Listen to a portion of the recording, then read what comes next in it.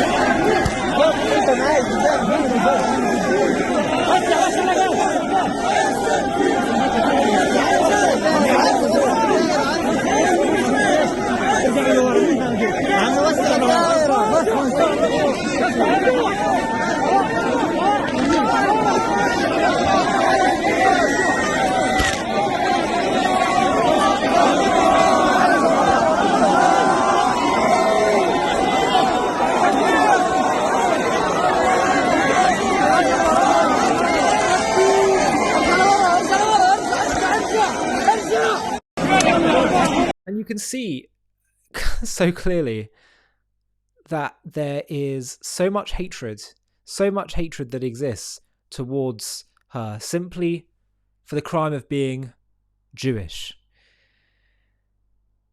Those who say, well, Hamas, yes, I agree they should go, but most people in Gaza, they're just also victims too of Hamas. Look at that crowd. Listen to what hostages have been telling us. They said they saw widespread support for what Hamas were doing when they were in Gaza. It's everywhere.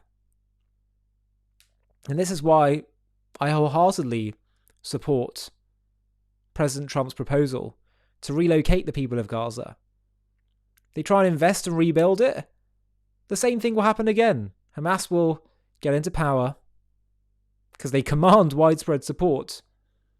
And there'll be more terrorism, God forbid, and violence, and then more war and fighting, and it'll be a complete waste of an investment. You know what? Why don't we say instead, you consider yourself part of the Arab world? Go live in the Arab world then.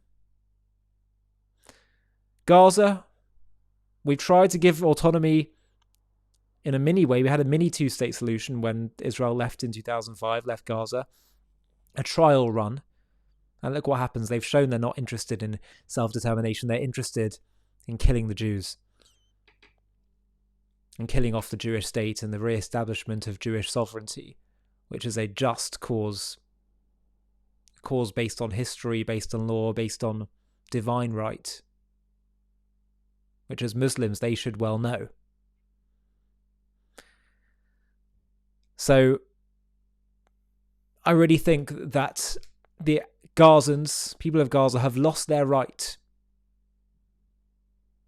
to have the world indulge anymore in the so-called Palestinian cause, because they've shown it to be phony, to not be about a legitimate grievance, but rather to be about an ideological hatred.